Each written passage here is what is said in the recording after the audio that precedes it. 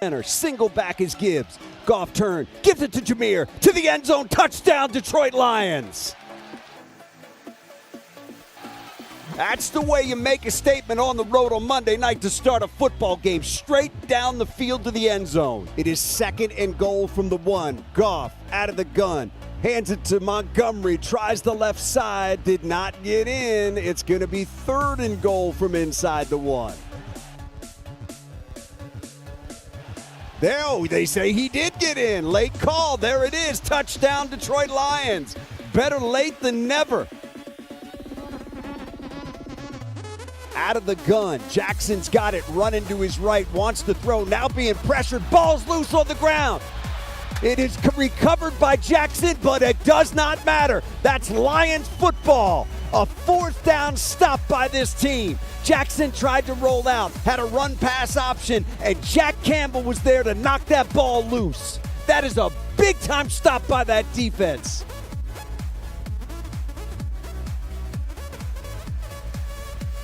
Lions show 4 across the front. There's the snap. Jackson back, looking right. Pressure comes. Jackson still looking. Stepping up. Gonna get hit. Gonna go down. Al-Quadin Mohammed got him.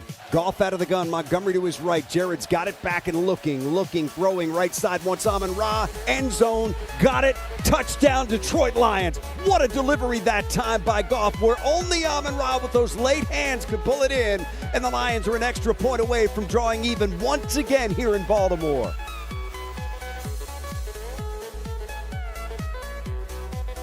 Jackson fakes the give to Henry, wants to throw, steps up, gonna get hit, gonna get spun down again. That's another sack by that Lions defense. That is Al-Quadin Mohammed for the 2nd time tonight. 96, that is big, man.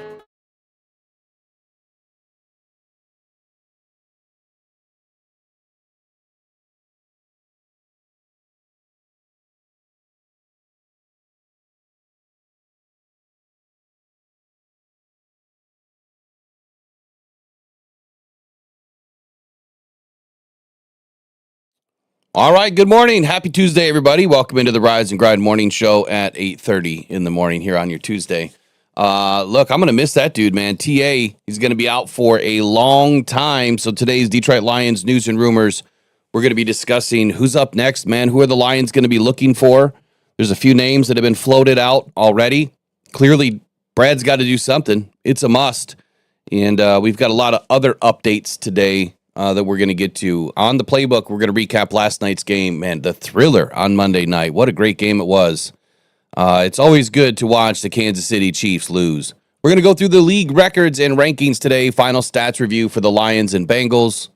Jared Goff MVP talk. And is Jack Campbell the best linebacker in the league right now? Did Brad Holmes hit this one square on the head? Giovanni Manu, final thoughts on Giovanni Manu's first start in the NFL. And then I've got a topic that is probably going to create a little bit of strife in the fan base. PFF, something I've used for a long time, I think is a giant conspiracy. How they grade players, I don't understand. But I got the information from their site. We're going to talk about how they grade. And, of course, we're going to start with pass rushers and how they grade that position. And then I want you to think about the grades for the guys that we have on this squad. Does it make sense? Be back in 17 seconds. Let's get it rolling. Pressured by Hutchinson, he goes down again.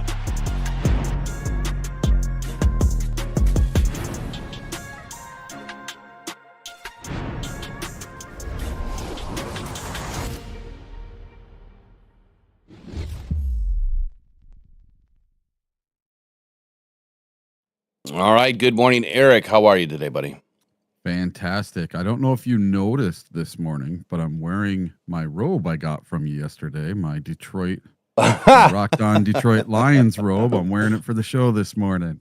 Yeah, so I was gonna last week. I was gonna ask you if you got your box, and I did. When you had your robe on the other day, I'm like, oh man, he just had to wait a few more days. If I would have just got boxes out on time, yeah. Man, you know what else? You still wouldn't have saved me a few bucks because I still would have bought the blue one. Then I have a gray one and a blue one. It's funny because when you said that you found that robe, I was just at Meijer the night before, and I had it in my hands, And I'm like, I need a bigger one. Yeah. They only had extra large, and I couldn't, I wasn't going to open it and try it on there, but I want a big one because anytime, if you're going to be in a robe, I like to be big and swimmy, That blue one, I bought the 2X, 3X. I didn't see one. It's freaking huge. Oh, is it? I mean, the arms are like, I don't know, 12 inches too long. They must think fat guys just have super long ape arms or something. This one fits me perfect though. I have longer arms, so when I wear dress shirts, I need 36-inch. Yeah, 36-inch arms. Too, but what else did you get in that box? a whole bunch of cool stuff. Got some stuff from the Hall of Fame. Got a pin. Got a Panay Sewell bobblehead in his blacked out uniform. That's pretty darn awesome. Got a pin, a cup, some coffee, a whole bunch of stuff. A flag. What else is in there? Trying to remember. This was the cool. This was my favorite thing in there. The robe. Yeah. Did you have it on earlier? Yeah, I had it on the whole time. I didn't even notice. I knew you wouldn't notice. I didn't notice. Well, it's not like, it's not like I look you up and down in the morning and see what you're wearing. Yeah, see? And there we go. Got my old school coffee cup. See, it's Garfield with lions on it. I don't know if you can see it. That's awesome. I have the Garfield. It was a coin collecting, whatever they call it, little bank, little Garfield in the Lions helmet. Megan found it somewhere. I have it. So I used to have it back here, but I don't have it back here anymore. Anyway, I feel naked without my pin on, man. I can't find it. It's Cancer Month, so at least I got the hat on, but I like to wear the pin every day. I feel naked without it. Speaking of pins, I don't know if you can see on camera my hat that I'm wearing. I can see it, but you look a little dark to me today. Yeah, but if you can see, I have the Brian Branch flipping everybody off, and then I have Sonic where did you get that? Side, and then I have J-Mo doing his crotch hold. Where did you find those? I got a JG number 16, and then I got the headstand with Amon Ra and Patrick. All right, I got them all off of Etsy. Okay. And they're great because they have 2 posts on them, so they don't spin around like the ones you get from Ford Field. Because all the ones you put from Ford Field, you put them in your hat, it's only got a single post and they spin. Well, they break. And these ones have 2 posts and they don't spin. They just stay wherever you put them, so they're really nice. Best thing I ever bought. So when I started, wearing a bunch of pins, like I'm gonna make a sash or something for all the pins. Is I bought these things on Amazon that it literally comes with a little Allen wrench, and so you put it on the back and you tighten it down with an Allen wrench. It'll never come off. Oh, really? Best thing I ever bought, because I kept pushing those pins in to try to get it to stay, because the ones that they come with, those clasp or whatever they're called, they pop off. And so I kept pushing it in, and then it would push right through, and then the the pointy end would go through the back of the clasp. I'm like, there's got to be a better way. So I found 2 things. There's a push pin one that like pushes in and then it doesn't come out like a shark bite, and then there's the one you can tighten it down. But anyway, I guess interesting conversation to get us rolling for the day. Find some of those. I'll send it to you. I'll show you what it is. Yeah, hey, they're cheap, coming through right there. Yeah, they're like $5. They're not bad. So anyway, lot going on, man. Lot going on. I sent TA a message early today. There's a lot going on with the fan base, and I've seen a few posts on Twitter. Some of the writers for Detroit not happy with the Lions fan base. And you know what?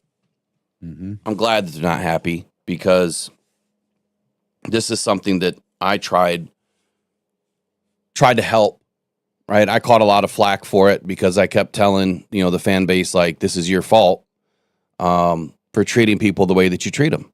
And I mean, let's not confuse the fact that when we talk about topics that are tough, and I don't know why they're tough. Maybe it's just because it's me. I don't know. Maybe it's just because, I'm a Lions fan. I talk about, certain things. But whenever we talk about things that are difficult, it seems like, we always catch a lot more flack. But there's a difference between being analytical and critical and having constructive criticism conversations about players versus being a total a-hole, right? And Yep. I hate to use the word bullying, but you're kind of like cyberbullying these dudes. Yet if you stood in front of them, you wouldn't say a word, man. You'd be quiet as a church mouse. It's these keyboard warriors living in their mom's basement that have a lot to say. And I don't understand it. You know, people happy that Terry Arnold is injured? What kind of shit is that? Like, I seen posts yesterday too where they're saying, you know, TA is garbage, and look at his PFF grade. And look, the PFF grade, I've said this time and time again, ever since I started doing this. It gives you a snapshot of what somebody else is seeing and what they think about that player and their performance in that game. If you line up 10 people and they all look at the same tape, you know, in their own enclosed box, I guarantee you're going to have 10 different takes on every play. I don't trust it. That's why I have to watch the film. I watched the film yesterday, all snaps of Aiden. I sent it out to the majority of the members and a lot of people in the Voxer chat and said, tell me I'm crazy. Please tell me, because I'm not a Hutch hater, but just tell me I'm crazy. Where does this grade come from? Because it doesn't make any sense at all. When I look at all the snaps, I don't see any real production, but a 90 plus grade. Either I'm losing my mind and I have forgotten what football is, or PFF is just a giant conspiracy. And I started thinking about that last night too. I'm like, I even sent it to all 22. I said, man, am I nuts? He's like, what do you mean? I'm like, am I nuts? Just go through all these snaps and tell me, you know, what you think when you have a few minutes over the next couple of weeks. And I guess the more and more I keep watching film, the less and less I see that is really standing out for players that are getting high grades. It's not just Aiden. There's a lot of players. There's players like Jared Goff, for instance, throwing 84% completion rate, and he gets a 68. How is that? I mean, I guess today we're going to do a little bit of PFF stuff, but PFF, everyone, you have to take this stuff with a grain of salt. It points you in a direction, but I'm going to say this about it, and it's just my opinion. PFF was created to be a measuring tool, an analytic tool, if you will, to help grade players, and they're making an assload of money off of it, right? Chris Collinsworth is a major owner or the owner of it or investor of it. Well, isn't that kind of coincidental that he's a major broadcast host and former player and well-loved by the NFL? Maybe not so much the fan base, because I think his takes are terrible, but isn't it kind of weird that he's a big contributor of this? Wouldn't it be fitting that maybe there's some conspiracy behind this to help push narratives? The NFL has one job to do, and that is to put butts in seats and eyes on TVs. That's it. That's their only job. And if PFF can help sell the narrative, hey, you've got to watch this game, man. You've got a 96 rated Penei Sewell and a 94 rated Aiden Hutchinson and I guess a 68 for Jared Goff, all lining up against Kansas City Chiefs this week. You got to watch this game. But are they really? I don't see one game outside of Green Bay where Jared Goff should have less than an 85, in my opinion. I don't see where he gets a 68. It just doesn't. But then you look at all the narratives around the league too. Where they put Goff? Outside the top 10 all the time. Outside the top 5. We're going to listen to a guy today, Rich Eisen, who I have a ton of respect for. He doesn't sell the narrative. He's telling you straight up Jared Goff's an MVP player. Hasn't he been the last 3 seasons? I think so. But a large majority of analysts, they leave him outside the top 10. Hell, they put rookies who didn't even take a snap this season ahead of Jared Goff. So PFF, we use it as a tool to help us find some information. Really, it's not the grade that I care about, right? It's looking at the pressures, the tackles, the coverage, the alignment snaps, all the other stuff, all of the other, metrics and analytics and KPIs and everything else that's in here that then you can take to form your own opinion on. I could care less about the grade, and that's why we're going to talk about it. But I mean, it's part of it. It's part of it. So I'm curious, Eric, what you've been using PFF now for over a year. Mm-hmm. I don't know how much you used it before, but not to the detail you do now. What do you at all before? What do you think about the system now that you've been using it for a year and the grades and what you see from week to week? When I was just a fan, I could care less about PFF grades, really. I just didn't do anything for me. If someone got a great grade, then great. That's their system. That's their way of looking at it. I would rather hear what the coach has to say about that player, because the coaches are going to give me the honest opinion on these guys, whether they're doing good or not doing good. And do you think, for 1 second, that Dan Campbell, excuse my language, gives two shits about a PFF score for any player? Oh, we know they don't. They've said as much. They laugh about it. No, they have their own grading system. They watch the tape. They see what's going on. They don't care if let's say Jack Campbell is in on a play and he makes a sack, strip, fumble, but he was freelancing and he was actually supposed to drop in coverage. Completely blew his assignment. But PFF doesn't know that, and they give him a 92 grade for the week, and the Lions give him a failing grade for the week. Which grade is the proper grade? Well, obviously, it's whatever the coaches give them. Yeah, it's obviously whatever the coaches give them. Yeah, because when you're tasked with an assignment, you have to go on that assignment. And that's the same thing with wide receivers. They don't know what route they're supposed to run. They don't know if they were supposed to have their head around in 1.5 seconds, or if they were supposed to run a go route and turn around in 4 seconds. They don't know. So PFF is half blind when they're giving these assessments. They don't know what they're guessing on, whether they're in the proper place or not on each play. So I take it with a grain of salt. I like PFF as a starting point, but you really have to go back and watch each individual play. And then you have to put it up against other weeks and other players. Just like Manu getting such a bad rap for week one. Yeah. Bad grade this week. But I when we get to Manu later, I have something very interesting about Manu, and where he sits compared to other players this year that had their first start in their first or second season. So there's one thing that I do that I try to explain to somebody on Twitter, a couple of people actually, that when you do use PFF, you have to also make sure that you're honing it in. You need to use the custom feature for right now. I'm looking at quarterbacks and minimum dropbacks. So if you leave it at untouched, it's going to throw players in there like, let's say, Jake Browning, who hasn't had nearly as many dropbacks as Jared Goff, right? Or Spencer Rattler, or then maybe that's a bad example. Yeah.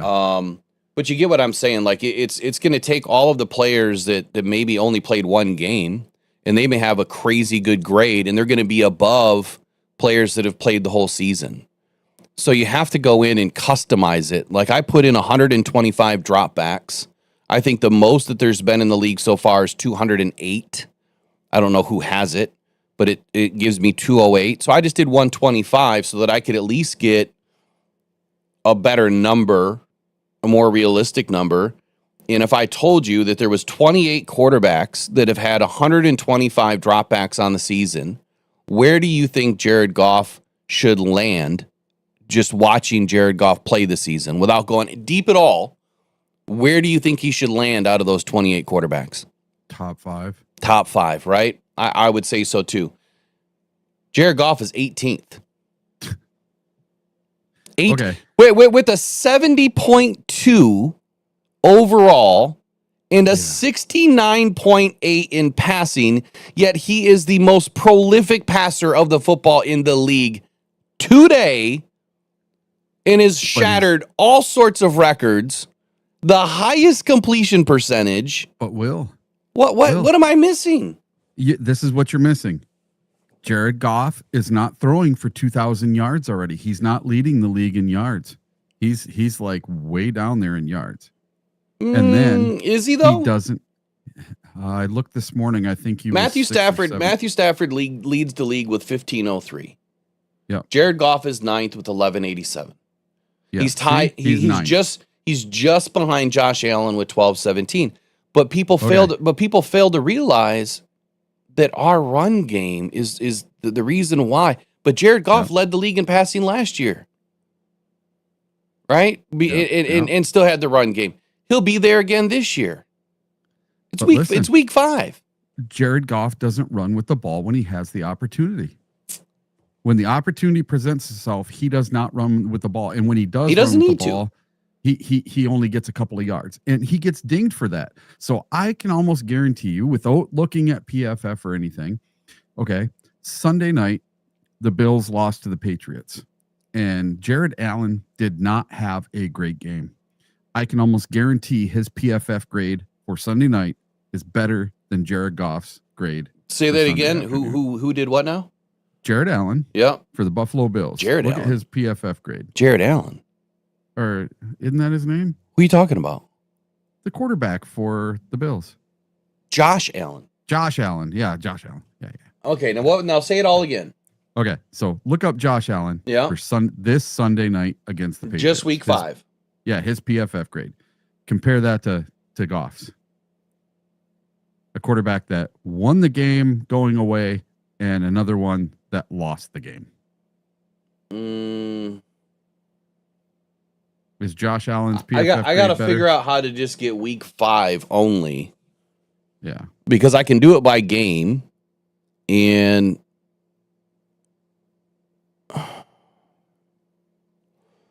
I can do it right now. It's on all weeks.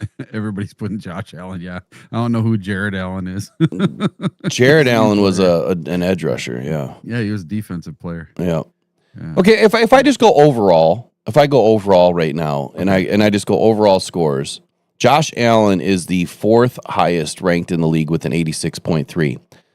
Sam Darnold is number 1. Wow. How the hell is how's that even possible?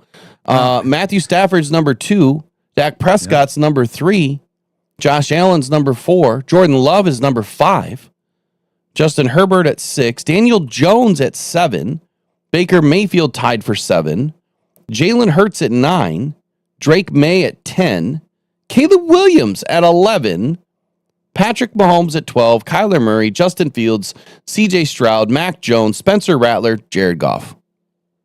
Yeah. I don't. But now, if you go back and you look at passer rating stats, Lamar Jackson is number 1 with a 130.5. Not right now. And then number 2 is Jared Goff. Where are you finding that score at? Because on PFF it says Jared Goff is number 1 at 120.7. Yeah. Well, this is on ESPN. Oh, yeah. Well, then see, there you go. You got 2 totally different companies doing 2 totally different things. Because Jared Goff, according to PFF, he's number 1 with 120.7. And how can he have the highest rating and not be top 10 or not be top 5 for? Okay, so let's your quarterback rating is everything. So let's ask the chat this. Do us a favor. Take the top 5 metrics that you think would be valuable to rank a player. What are the top 5 metrics that you think are the most important? I'm going to go with this. Passer rating, obviously that's key. Completion percentage. Completion percentage is key. Touchdown to interception ratio is key. So there's 3. How about winning percentage? Nah, I probably wouldn't go with that. I'd probably go with sacks, which that one is a little convoluted because that is 50% quarterback, 50% offensive line. They got to work in tandem together. So that one's probably a little bit lower on the list. Yeah, I could almost go with batted passes because if you're constantly getting your passes batted, I'm going to go with tight window as number 4. Tight window throws. I think that's an important stat. I'm not going to go into the, expected points and all that jazz. I'm just going with just some straight up stats, the very simple stats that were around forever. Yards per attempt would probably be number 5. Okay, so if I go with those, now I don't know who leads in all these categories outside of Jared Goff, according to PFF, is number 1 in passer rating. So now let's go to tight windows. Tight window throwing. Jared Goff is number 12. Okay. Did you use QBR at all? Nah, QBR's it's convoluted score, man. Just like passer rating is. It's weird. There's way too much involved in it. Interceptions on the season. Jared Goff is tied for second. He has 2 on the season, and he has 12 touchdowns. So his touchdown to interception ratio, which I don't see it on here. That's got to be 6-1 then. I don't see his touchdown to interception ratio on here. Well, if you got 12 and 2, 12 touchdowns, 2 interceptions, that's 6-1. Yeah, but they have a percentage that they do. It's 0.117. So for every 6 touchdowns, you're throwing a pick. Like that's extremely good. Extremely good. So if he's throwing an interception on 17% of plays that he's throwing a TD. What were the other ones?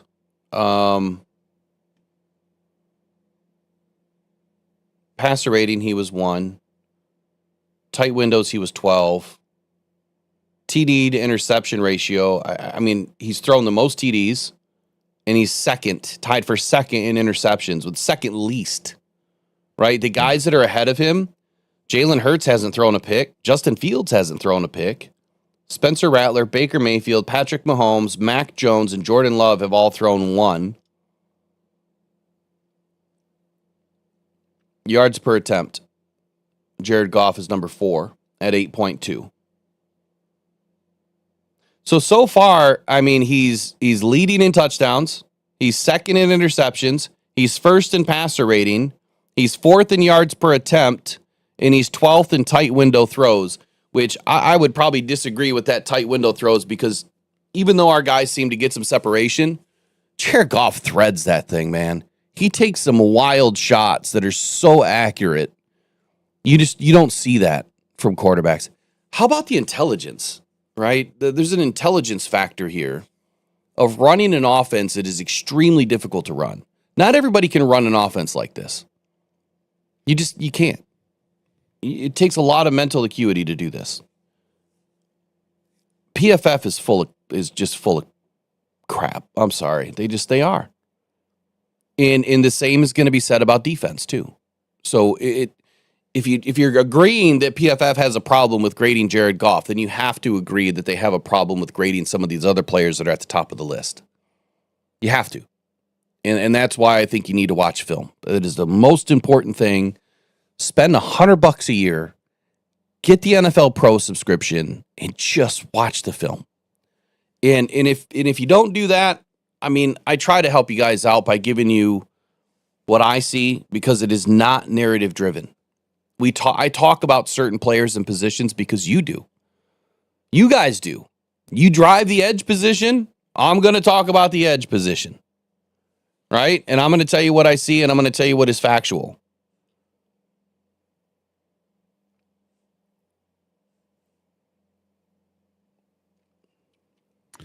One thing I just saw that was kind of interesting. So the amount of attempts that Jared Goff has thrown this year, he ranks number 18 with 145 attempts at throwing the ball. Dak Prescott is number 1 at 195. He's thrown the ball 50 more times than Jared Goff. That's like two games worth of throwing for who was Jared that? Goff. Dak Prescott. He's got 195, where Jared Goff only has 145 attempts on the year. But Jared Goff has 109 completions. And if you look at completions, Jared Goff, let's see. Dak Prescott has 139. Yep. And Jared Goff has 109 with 50 less attempts, and he's 10th. So, yes, Dak Prescott's going to have the most attempts and the most completions because he's doing nothing but throwing the ball. They're behind in every game, and they're throwing. So do you think Dak Prescott has any shot whatsoever of being MVP this year? Well, he's a Cowboy, so you know that their ability is always higher.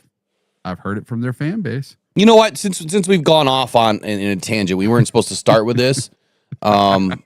This shit always happens. I think it makes some of the best content anyway when we just go off the wall. I want to hear what Rich Eisen has to say. I want to take a break from this for a minute. I want to hear what Rich Eisen said because I don't know about you guys. I think that Rich is probably one of the best, if not the best. I don't listen to Dan Patrick as much anymore, but he's also really good. Two of the guys that have been doing this for a long time that I feel that they don't spin narratives. I feel like they try to dispel narratives more than they spin it. Yeah. I think that it's valuable to listen to guys like that because you get honest information. And it is so hard to find just some honest information in today's world that is full of integrity. And I feel like both those guys have integrity. There's a lot of talking heads in this game. A lot of them just talk to talk. Some actually have some things to say. Like there's depth to what they say.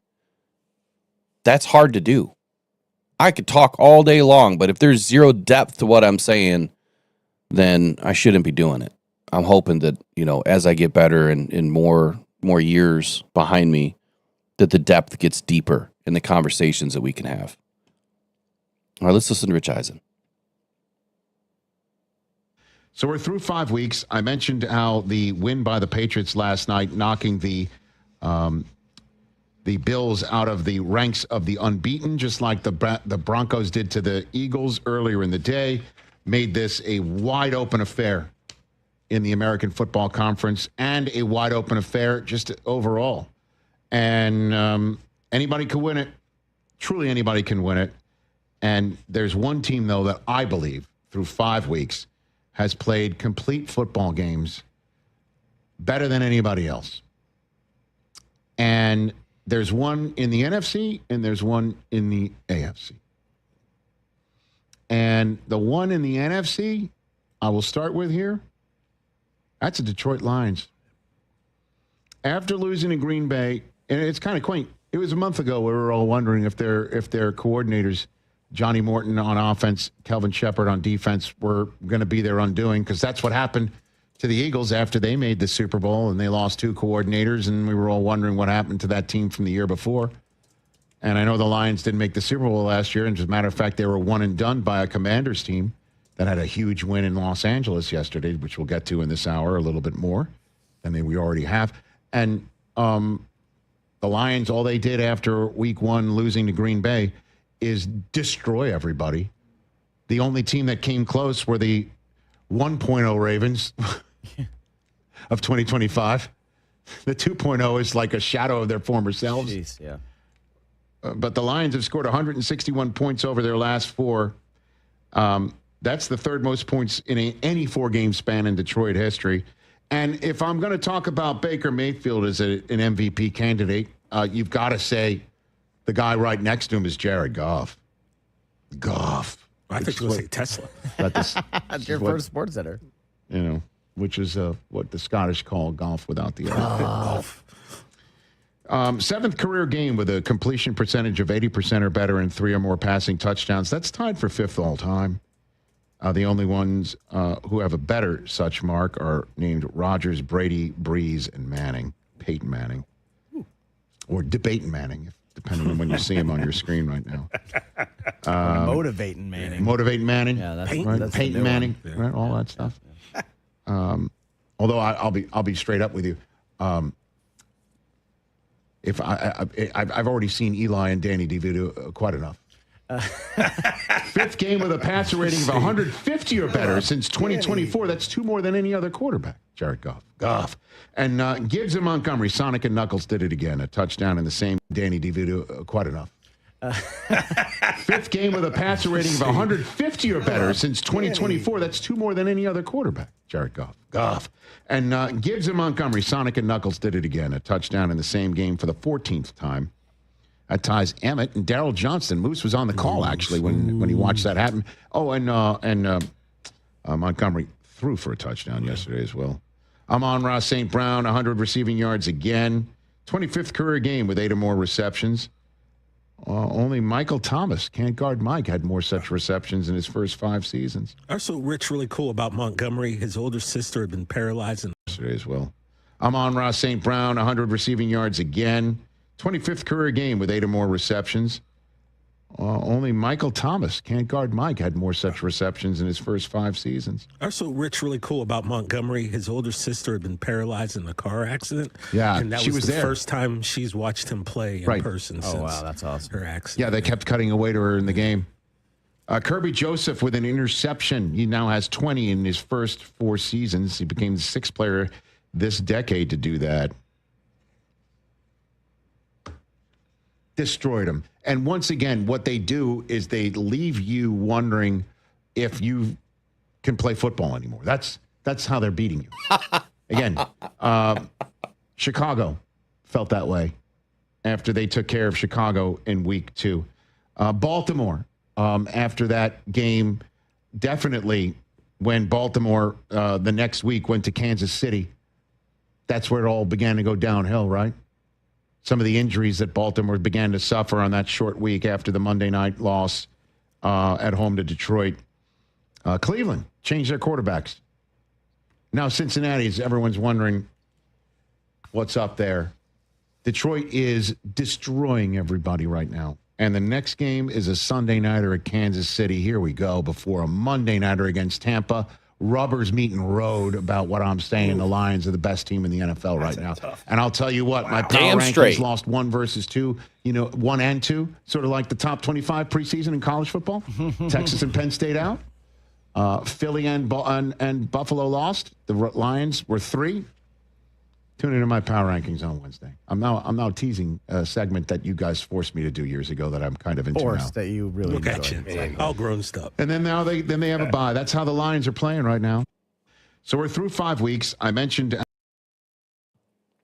I mean, he ain't lying, but he's talking about the Lions, best team in the league right now. I believe it. And you know what? We're doing it again. Again on the backs of backups heading into week 6. Here's my breakdown of Rich Eisen. Believes the Lions are not only the best in the NFC, they're the best team in the NFL, period. Point blank. Said that the coordinators are not the problem. That was one of the biggest storylines heading into the season, quickly dispelled by week 2. 161 points in the last 4 games. 4th best in franchise history. Jared Goff is the guy.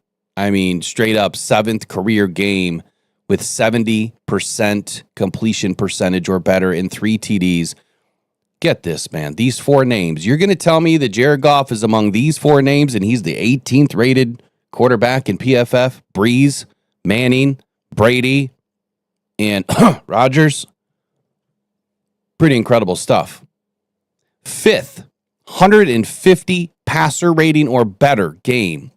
2 more than anyone else ever in the history of the league named Brady, Manning, Breeze, or Rodgers.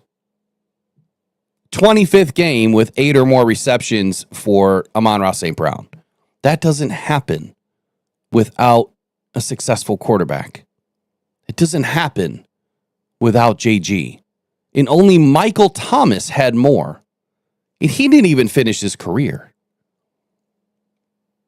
The best soundbite ever. It is going to get added today. The Detroit Lions leave you wondering if you can even play football anymore. I get so sick of the narratives, Eric. I really do. Mm-hmm.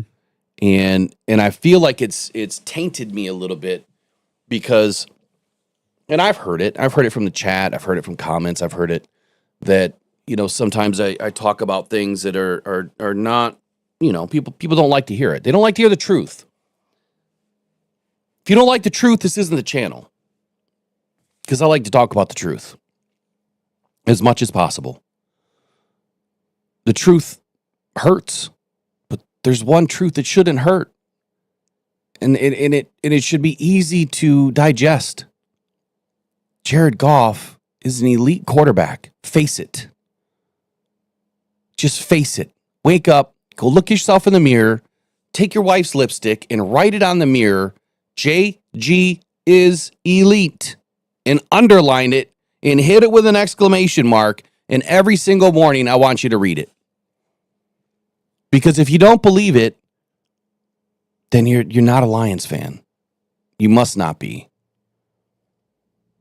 And if you're not, and hold on, if you're not a Lions fan and you don't believe it, you're just in denial. Jared Goff is doing things that no other quarterback has done in the NFL, period. Not just as a Lion, period. And he hasn't done it just one season, not 2 seasons, but 3 seasons in a row. Jared Goff has been doing this. You can't tell me that he's had the most elite players around him. He hasn't. They built it together. They worked with each other.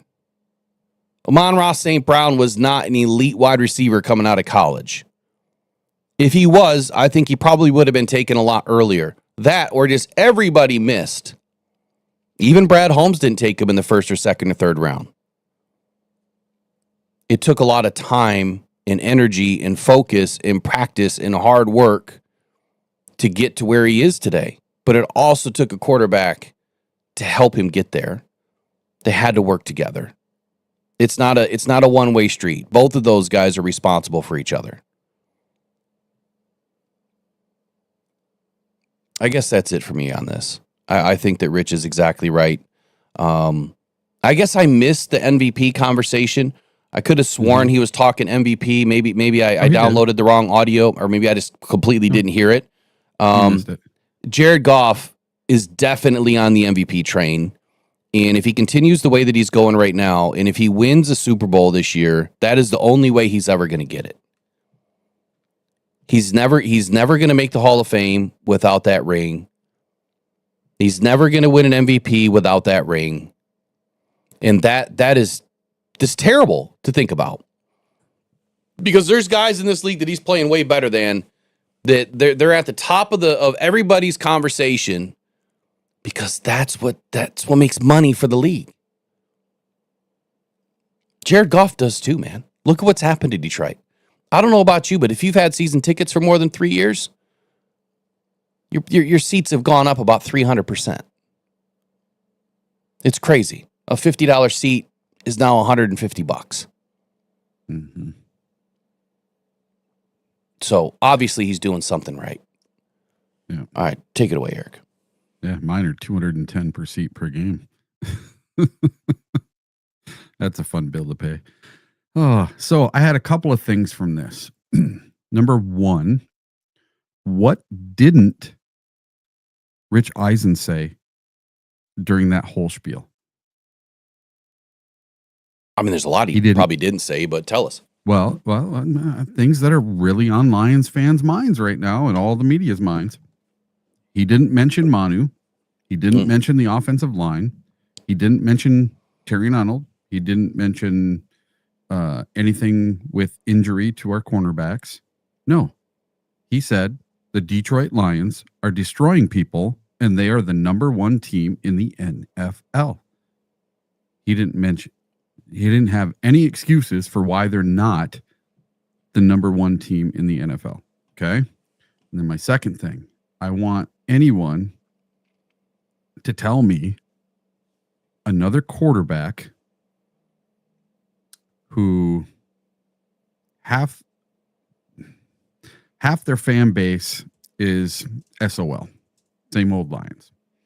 And they think that Goff is a bridge quarterback, and anything he does, they're just waiting for the other shoe to fall, the other shoe to drop, so they can say, ha ha ha, I told you so. He sucks, he sucks, he sucks. But then on the other side of that coin, you have all of the fans that go to the games and don't only go to Lions games, they go to away games, they go to Red Wings games and Pistons games, and they go to Meijer, and they go to Walmart, and they go to Green Day concerts and country concerts, and outbreaks a Jared Goff chant. You name one other QB in the entire league that has chants of his name chanted at concerts, at grocery shopping, other sporting events. There isn't one. It just breaks out everywhere, man. Everywhere. And the other stadiums. It's total stadium takeover. I've had it happen with me walking through Meijer with my Lions gear on, and people start doing a Jared Goff chant right in Meijer, up here in the Upper Peninsula. So I'm telling you, this is different with Jared Goff, and he deserves to be in the top 5 right now for MVP voting. He deserves to be talked about right now, and he's not getting talked about very much. I don't know how to change it, man, other than I'm just going to have to do a video on him every day. I think I should. I think I'm just going to do like a 60-second or a 90-second video on Jared Goff every day. I'm just going to keep putting it out there. I don't know. I'm just going to have a conversation with Jared Goff. Maybe that'll be a kind of a fun piece of content to do. Look, there's no secret when it's in front of you, right? There's no waiting for the other shoe to drop. I mean, none of the shoes have dropped, right? He keeps his shoes laced up, man. Man, Bill Rowland in the chat just put one of my favorite all-time things in the chat I've ever seen.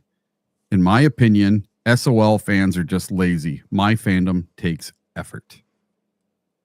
Oh, I love that. That's a poster, bro. Fandom takes effort. That's a poster. Yeah.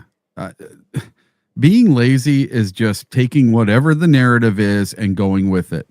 That's why I can't stand this narrative with Terry and Arnold, and I can't stand the one with Manu right now. That's just people being plain old, flat out lazy.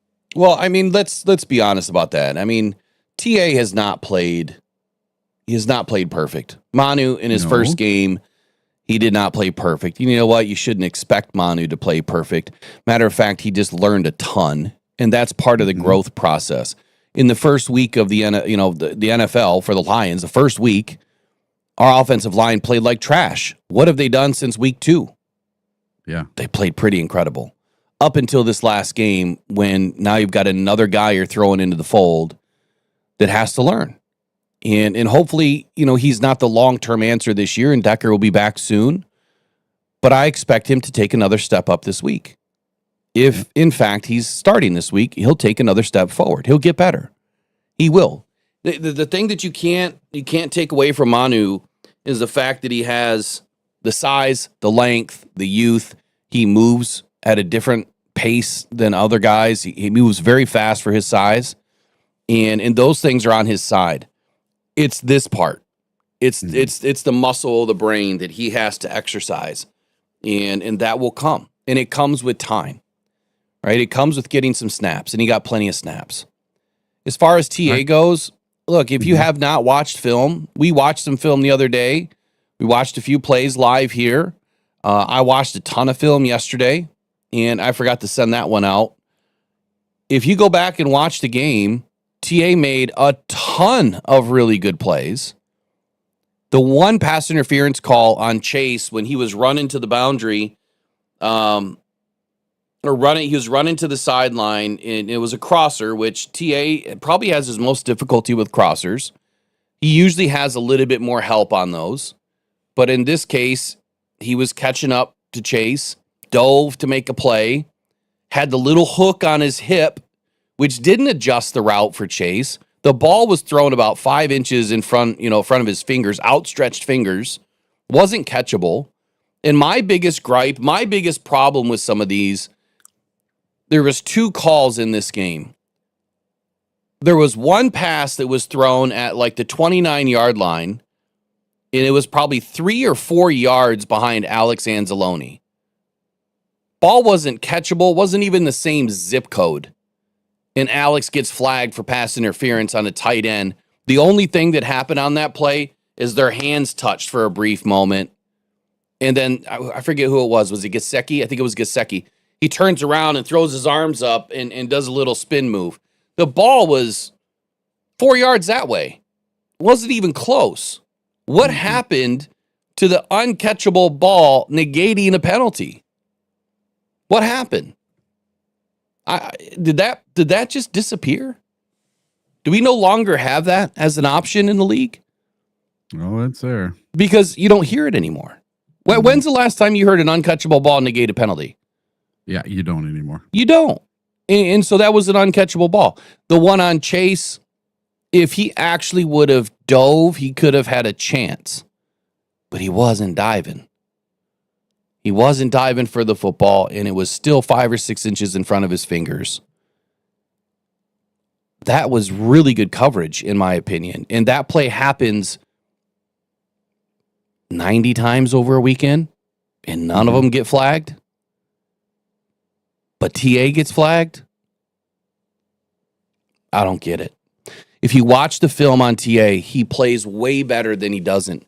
Eric shared something with me yesterday that I put into a video talking about TA and the potential for him to be down, which I don't know why it didn't get any views or not as many as it should have. But if you actually go back and watch it, some really good information in there. And y'all could really help me by sharing those things, because the more people that see it, the more truth comes out. And I think that that'll help the fan base. The fact that TA, when he's in the game, the Lions are ranked first in the league in all defensive metrics for corners against passing. When he's out of the game, the last 14 snaps, this was during the 26 teams that had already played, the Lions ranked 26th in all metrics. So explain that. Someone explain, make it make sense that when TA's in the game, they rank first. When he's out of the game, they rank last. In the game, 0 touchdowns. Out of the game, 3 touchdowns. Somebody make it make sense. But you know what? In PFF, that's what they look at. They oh, you know what? Let's just go look at PFF real quick. Tarian, oh my God, he had a 40 grade this weekend, or whatever the grade was, right? Yeah. Oh, he sucks. He's trash. You know? When we're done with this little part, I want to go back to Manu for a minute. Yeah, we haven't even got to Manu yet. Okay. So you go and look at these things, and that's where all the narratives start to spill over on social media. And then you hear things like this, which I need to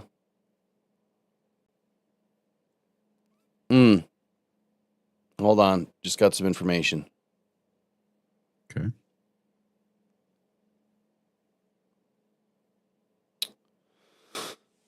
Yeah. Kind of like what I expected in my video yesterday on TA.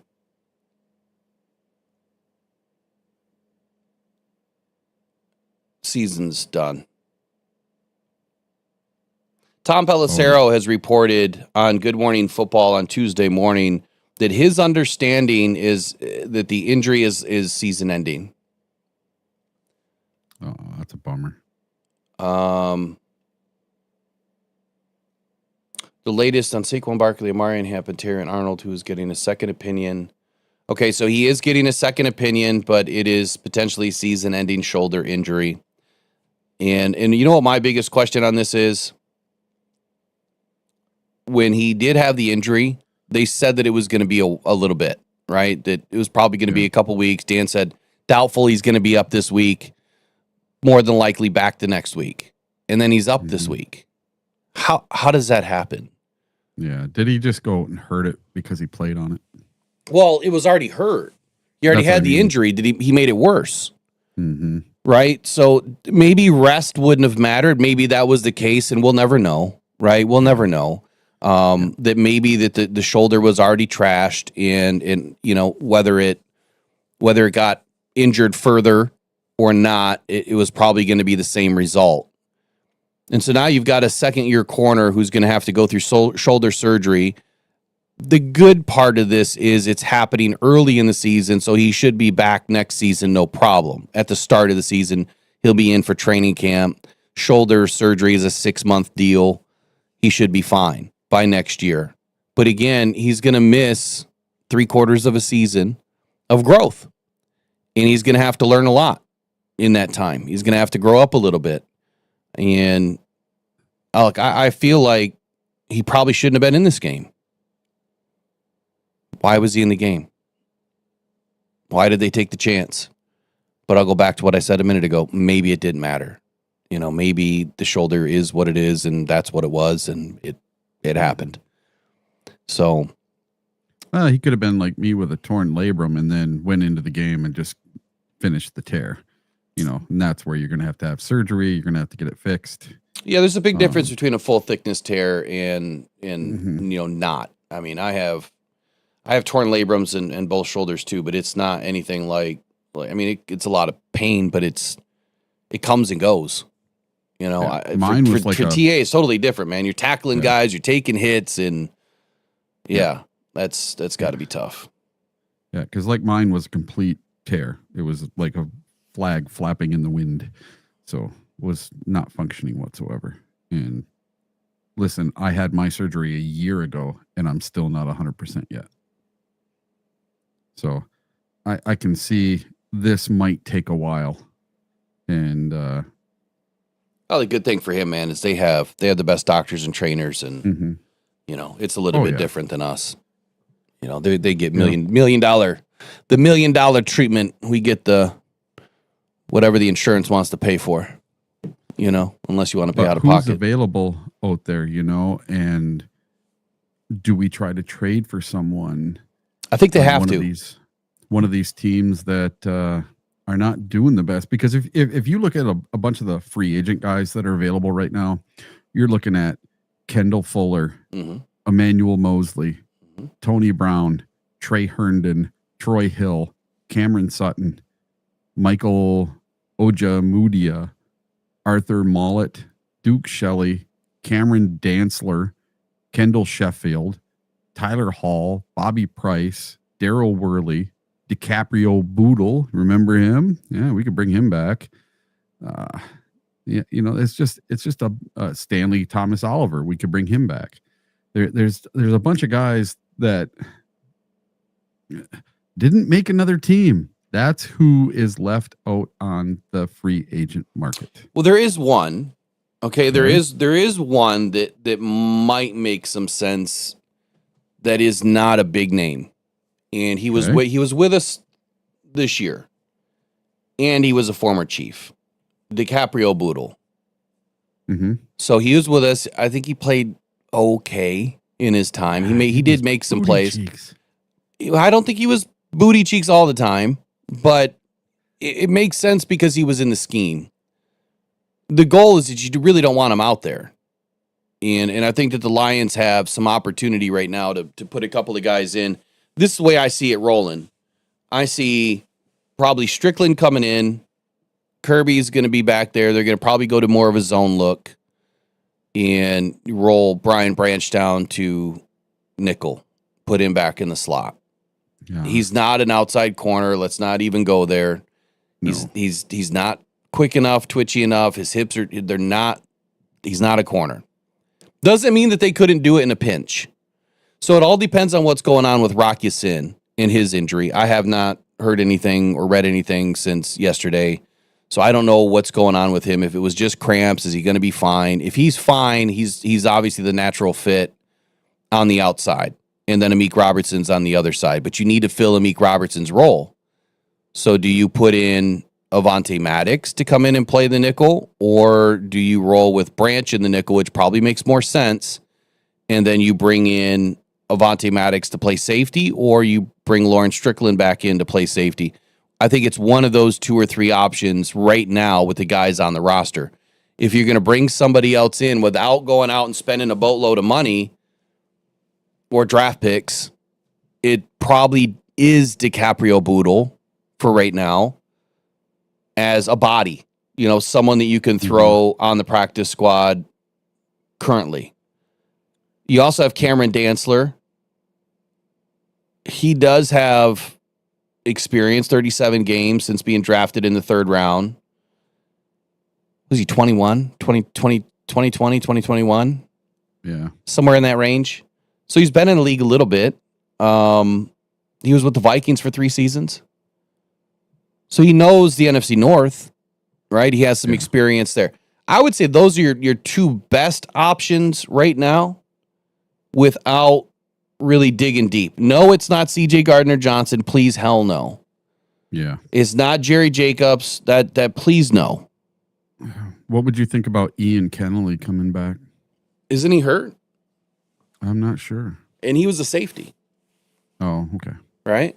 But I think he was injured. I thought he played a little bit of both. I don't remember the whole story on him as far as his injury, but yeah, I don't know if he's really an option. But I would say that that's it. So then if you were going to look, at making some trades, and then I think what you just mentioned a minute ago, okay, you got to look at some of these teams that are, 1-4, 0-5. Okay, let's look at the New York Jets. Possible trade partner with the former DC. They're not Aaron giving Glenn. up Sauce Gardner. Oh, I come don't care on, why what not? anyone You know that's what's going to happen today. says. I've already seen it. I've already seen writers saying, "Oh, we need to get a hold of our old buddy Aaron Glenn and give him a 1st round pick." I haven't seen that. Who started writing that? Oh God, I saw it right after. Really? I saw it right after. Oh Man, yeah. I should have spent some time on the internet yesterday. Oh, yeah. Okay, so the trade stuff is everywhere. yeah, so who else is on the roster over there? Okay, For that's the Jets, I don't know. well, that's what I'm looking up right now. So you have Jarvis Brownlee Jr., who's only been in the league 2 years. They're not giving him up. You have Michael Carter II. He's been in the league for 5 years. Probably not giving him up. You have Sauce Gardner. You have Brandon Stevens. He's interesting. The guy that I wanted, Quantez Stiggers. And then you have Azariah Thomas. He's a rookie. They're not giving him up either. So that's who you have for corners. They have 1, 2, 3. They have 6. Well, 1, 2, 3, 4, 5, 6. They have 6 corners on their active roster. And I don't have their practice. Here's a practice squad. They have 4 more. They have Nick Needham and Avery Williams are your 2 most veteran players. Nick Needham is interesting. He would be interesting. I mean, he's not someone that lights, he doesn't light the roster on fire for me. If I go back and look at his experience, he has 1, 2, 3, 4, 5, 6 years with Miami. And this is his first year with the Jets. He's played in 63 games. 6 interceptions. I don't have PFF open, so I'm not going to get those stats that matter, Mm-hmm. He's interesting to me. I would say Nick Needham's probably up in there somewhere. But you know what I haven't looked at? I haven't looked at the Brad Holmes effect, which would be who has he interviewed in the past before the draft, right? Who is he interviewed in the past? So what are some players that could potentially make sense, from that perspective? I'll look at that today. I'll get out a couple of pieces today discussing some trade options. But is there anybody else that you feel that's out there on some of these teams? I also saw that Ward for the Browns, because the Browns are 1-4. Denzel Ward? I don't know if they're ready to give up on him just quite yet. Wasn't he just battling some major injury? I'm not sure, but he played against us. Yeah, he was. I think that was his first game back. Yeah. All right, what about Tennessee Titans? Okay, Yep. Tennessee Titans are 1-4. Yes. So if we look at their roster, they have. And do you think it'd be easier for us to trade with someone from the AFC versus the NFC? I don't know. I think that What if Brad pulls off some trade with the Vikings again? You know what could be interesting? Yeah. What if we brought, this isn't going to happen, but if you brought Quandre Diggs back to play safety, that might give you a little bit more freedom. Yeah, that wouldn't happen. All right, so the Tennessee Titans, obviously L'Jarius Sneed we wouldn't want, too big of a contract. Yeah. But they do have Samuel Womack, Roger McCreary, Daryl Baker, and Jalen Armour Davis that have probably the most experience on that roster. A lot of experience, more than 3 years each. Roger McCreary, I don't know what his contract's looking like, but I do know that they're not going to give up L'Jarius Sneed more than likely, and we probably wouldn't want that contract anyway. So I would say there's a couple options with the Titans, and if we look around in a couple more, Raiders maybe. I was gonna They're 1-4. I was gonna go to the NFC for a sec. Okay. Look up the Giants. NFC, you got the Giants and the Saints. I don't know if we've ever done a deal with the Giants. Okay. I like this one. I like Deonte Banks. So he's a 3-year player, 6'2", 200 pounds. He was one of the guys I did like coming out of the draft. Are the Giants going to pay him?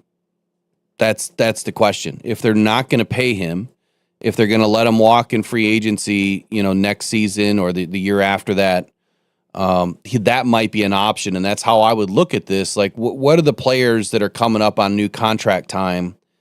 Are they going to keep them? Or are they going to let them walk? And Deonte Banks could be one coming up on year 4. I don't have his grades. I don't have any other information. I'm just looking at it purely from time in the league, the availability from the team, not doing well this year, and then what about his future contract? Yeah, I think it's definitely going to have to be somebody that's on the last year or last 2 years of a contract. Someone you're getting as a rental. And then what are you going to have to give up? Is it going to be a pick swap, or because Brad likes to keep a hold of his draft picks? So I don't. Yeah, but you know what? This roster, and I would agree with that he loved to keep his draft picks. But if you look at where this roster is and where this team is, we're in a different area than we were 2 seasons ago. I think that Brad is okay giving up his picks, just like he did this draft. I mean, he gave up an ass load of picks. I think he's okay doing that because this roster is so hard to make now that not every draft pick is going to make this team. So especially beyond the 4th round, I think that those draft picks are wide open for trade with Brad right now. I would look at this from a scenario of who can you bring in for a 4th, a 5th, a 6th, or 7th, or any combination of those. And I think that Brad would part with them in a heartbeat. Because a 4th or a 5th or a 6th or 7th round pick, unlikely to make this roster next year. Unlikely. One of them is unlikely at least. It was tough to keep all the guys this year. And, some guys had to get hurt and get injured in the preseason so that they didn't have to make those vicious cuts on guys from the draft. Now, Deonte Banks, again, PFF gives him a terrible grade this year. Again, I don't know enough about his playing history. I haven't watched any film on him, so I'd have to do that. But when I just look up simple stats, his passer rating against is terrible. Yeah, and we're going to need somebody that can do a lot of man. Yeah, and that's the other thing that I'm not looking at right now is who's doing man and who's running zone. So there's a lot that's going to go into my videos today. It's a lot of research, trying to figure it out, boil it down to who makes the most sense.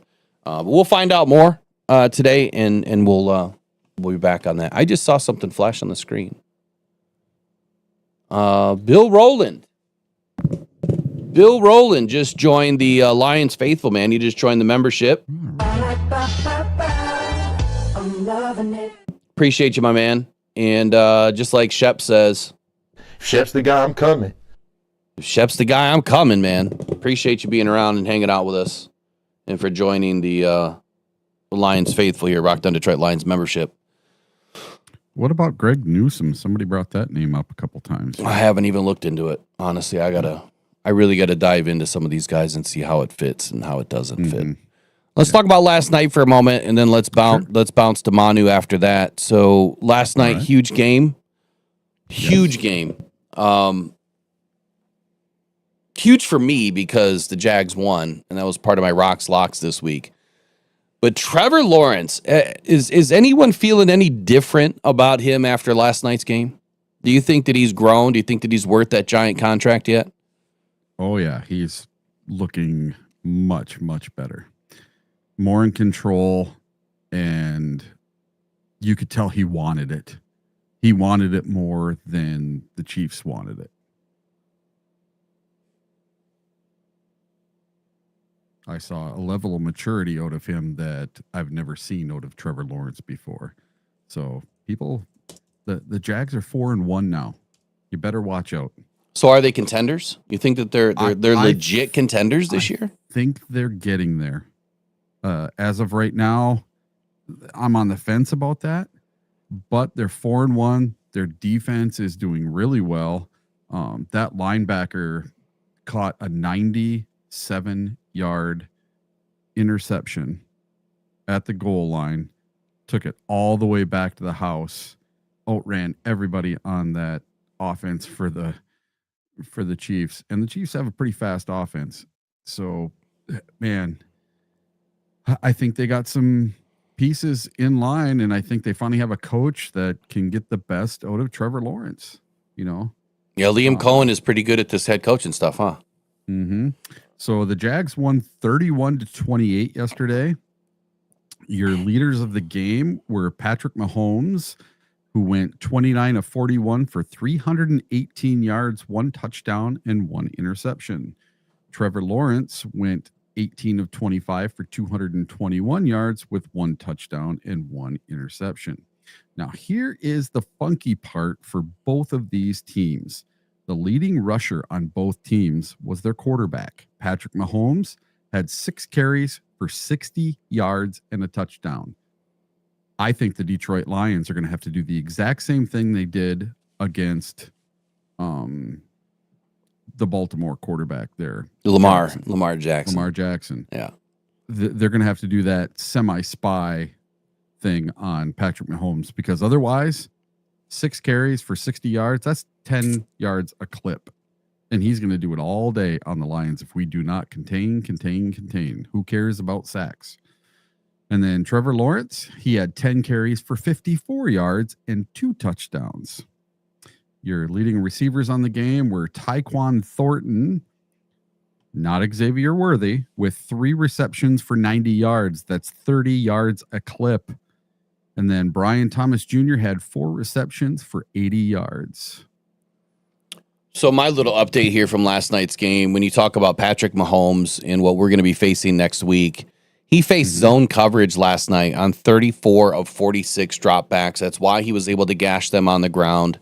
Anytime you run his zone against Patrick, he does find those open rush lanes. And I do believe that the Lions were much better than what the Jags displayed last night. Whenever we've dropped back in any sort of a zone, we are able to control those rush lanes by a few things.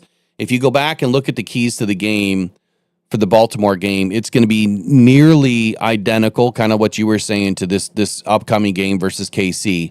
You can't get deeper than Patrick Mahomes. You can't get past his drop. So when you are rushing, when you are containing, you have to maintain his drop level. And the reason why is it keeps those rush lanes from opening wide open. There's a couple of things in this last weekend's game on Aiden's side that in the very first snap of the game, you saw with Browning that Aiden did this like weird, he started to push up, get vertical, and then he like did this half spin, like he backed into the tackle, and it created a wide rush lane. And my first comment on that was like, what in the was that? Like, that was so weird. I said, was he baiting Browning? Was he baiting him to hit that rush lane so that he could then get him for a TFL or a sack? I said, that's great if he's doing that. But if he keeps doing that, at some point, it's probably going to get taken advantage of. 53 snaps later or whatever it was, he did the same thing again, and Browning took off for like 12 yards. So that's the one thing we can't do. Can't do that. But Patrick Mahomes faced zone coverage again, 34-46, 73.9% of snaps. He completed 27 of 32 passes against the zone. Knowing that we're a man-first team and the fact that we're missing our two top corners, this is a head-scratcher for me. I'm going to have to really dig deep and figure out like what makes the most sense against a guy that can hurt you in man and hurt you in zone. I don't think that the Chiefs are the team that they used to be. I think they're finally starting to fall off the cliff. I thought they were last year, but they didn't. You're starting to see the cracks in the foundation of the Chiefs. And I saw it last night. I've seen it in a couple of games this year. I've purposely tuned in to watch a few Chiefs games this year, especially since they've been on Sunday night or primetime every single week. It seems like this is their fourth primetime game. Next week will be their fifth primetime game of the season. So I really think they're starting to fall off. This is the first time they've had a losing record this far into the season for a long time. The other thing that you were talking about, Devin Lloyd, was the linebacker. He was one of my favorite linebackers coming out of the draft a couple of seasons ago. He did return a 99-yard pick six late in the third quarter that helped flip this game upside down. The pick six swung the Jaguars' win probability by 42% when that happened. Trevor Lawrence was pressured on 12 of 36 dropbacks, so 33.3%, which tells me that the Chiefs' defensive front is going to be a little bit of a tough out. So we're going to have to come with our best game. And that's really all that I wanted to recap before I get into, Wednesday, Thursday, Friday, or late Wednesday, really Thursday, Friday. We'll get into the Chiefs game and kind of blow it up wide open and see what's going on with this Chiefs team, see what the injuries look like, and more importantly, see what the Lions injuries look like tomorrow, because I think that's going to give us a good idea. Is Decker going to be in, or was this a smart move by the Lions to make sure that Decker could play in this game, because this is a defense that can hurt us. Before I get to Manu, I have one other thing that I wanted to get to, and this is a tough one, okay? This is a tough one. Kyren Lacy. This absolutely just breaks my heart. And this is what, unfortunately, I'm not going to blame the media fully on this, but this is what can happen to players when they get depressed, right? Or they go through, and I don't know if he was depressed, but when they get crap thrown at them constantly. Kyren Lacy was dealt a shovel full of crap by everybody after this supposed accident that he was responsible for, charged with negligent homicide, felony hit and run, and he was innocent the whole time. It took this long for the right information to finally come out, and he was innocent. But he took his own life after this accident and the negligent homicide charges, because it was just too much to deal with. I'm sure he was going through a ton, but he was also getting a lot of hate online. So you can affect people, right? We have that ability now with social media to affect people in a very negative way. And I would just ask, man, think twice before you become a keyboard warrior and use your thumbs to dig at somebody for no reason, right? You don't know the story. You don't know their backstory. I mean, if you don't watch film, you should just shut the hell up anyway, honestly. And if you don't have the facts, you probably shouldn't say anything at all. But that's just not what we do, apparently, today. In today's climate, it is so bad with misinformation and all this fake news crap and all these fake channels and all these fake domains out there. I mean, you see it even with the Lions news constantly, There's so much crap out there. But a guy like Kyron Lacey, who the report said that he crossed the center line in an attempt to pass slower vehicles, caused a pickup truck driver to brake and swerve to avoid his car, and then another vehicle then allegedly swerved to avoid the pickup, crossed the center lane, crashed head-on with the vehicle, and that 78-year-old passed away later on in the hospital, and he was blamed for it. Should have never been blamed for it. And more importantly, social media shouldn't have came at him like that. We're innocent until proven guilty still in America, right? I try to operate from that. We're not all innocent. We've all done stupid stuff, but this is the type of stuff that you might not get a second chance at. Kyron Lacey didn't get a second chance until today or until yesterday, whenever the information came out. So think twice, please. That's just my only request of the day. Just think twice about what you're going to say or what you're going to do. Giovanni Manu. Yeah. Get his video. Let's get his video up. Sure. And then we'll talk about Giovanni Manu.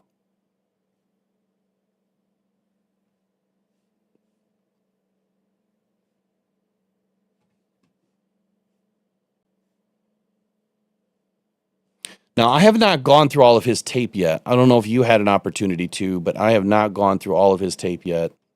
No, but I rewatched the game and I specifically paid attention to him. And I think one of these sacks that he was credited for was not his fault. I think it was the running back's fault. I don't think he got the chip that he was supposed to get. I don't think he got the help that he was looking for on a play. Now, looking at his PFF, I don't understand where the grades come from for this week, because his overall grade is a 64.3. Mm-hmm. Is this week the only week he played? It should be. I mean, well, no, he did get a couple of snaps I could have sworn in, might have been the Ravens game. You should be able to see it in PFF. You should be able to see his snap counts per game. Okay. And Let's see. I could have sworn that he got in as a swing tackle in at least one game. Well, this says he has 69 snaps on the season. Well, I don't think So- we had 69 offensive snaps. Yeah. But when his grade came out, he got a 42.2 on PFF. Mm-hmm. And that was his grade versus Cincinnati. Now, 6 other first or second year offensive linemen had worse grades in week 5. So he was not the worst of the second or first year players on the offensive lines in the NFL. Across I mean, the season, it was his first snaps. Yep. His You know? first start. Across the season, 28 games by first or second year offensive linemen, some second year starters, have tied or posted worse grades. Not great, but not an abject disaster for Manu either. Now, this is from Al Karsten. Notably worse, highly drafted second year offensive lineman grades this season. In week 1, New Orleans right tackle Talise Fauga put up a 41.3. Arizona right guard Isaiah Adams in week 1 put up a 41.6. And in week 2 put up a 41.2. In Dallas, left tackle Tyler Guyton in week 2 put up a 39.6. And then Green Bay, the Green Bay Packers left guard Jordan Morgan, week 2 put up a 41.0, and week 3 put up a 40.7. And then in week 4, Cincinnati right tackle Amarius Mims put up a 27.8. So there's 5 guys that put up 1, 2, 3, Okay, 4, that- 5, that- 6, that's- 7 games that were worse than what Giovanni Manu did last week. This is what's crazy to me, and you guys are going to hate me for saying this. Go watch the film on Aiden and Mims. Go watch it, please. Because I'm telling you right now, Aiden did not beat him at all. Like maybe once. It doesn't make any sense how Mim's grade would be that low. Well, that was his grade for week 4, not week 5. Oh, well, what are you talking about week 4 for? Well, these are all the weeks that a first or second year player on an offensive line had a worse grade than Giovanni Manu did in his first start. Okay, I got you now. Yeah, throughout this week or throughout this season. So there's been 7 of them done by these 5 players. So looking at Giovanni Manu, to answer the question, he played in week 1, 2, 4, and 5. Okay. He had 3 snaps in week 1, 12 in week 2, 4 in week 4, and 62 in week 5. And he played on the O-line week 2. He played at left tackle for 3 snaps. In week 4, he played at left tackle for 4 snaps. In week 1, he played field goal, extra point kick, coverage, 3 snaps in week 1, 9 in week 2. So that's where his extra snaps are coming from. He also played right tackle in week 5 for a snap. I missed that. I wonder where we put Panay on that play. Did he go in as an extra blocker or something? Well, he might have, or maybe Panay slid inside. I'm not sure. I'm going to have to go find that play because now I'm interested. But let's roll to Giovanni Manu. Let's hear what he had to say after the game. All right.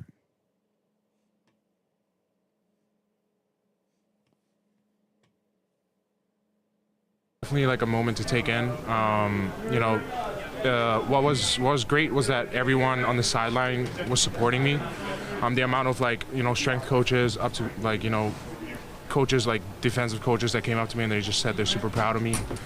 It was amazing. And then I had a long talk with Hank on the side. As soon as the anthem broke, he just told me not to think, go play, and he told me you deserve this moment. And yeah, it was definitely big. Definitely teared up a bit just because my journey. I'd never think that I would start or be in the NFL.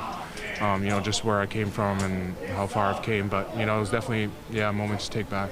You knew it wasn't going to be perfect. It never is for an offensive tackle. How do you feel you held up in this game? Yeah, 2 sacks. That's all I'm gonna say. And there's a standard in our room, and there's a standard that I hold in myself. And that's just not the standard. Was the speed? Could you feel the difference of the speed, the intensity of, regular season starters versus anything you've seen before? The speed, if I'm being honest, wasn't that much different to me. If I was being honest, practice was more intense than what I faced out there. But for the errors I had in the game, the two sacks that I gave up, the first one was just I didn't hear the kill on the play, and then the second one was just I was too aggressive on the run cell. But other than that, I think the coaching staff made it did a good job making practice this week intense for me. They gave me good looks. I also expected it to be 10 times more louder, but I was able to just lock in. Again, hats off to Coach Campbell and them because, they were blasting crowd noise throughout practice the whole time, and that was 10 times more louder than what this was. So.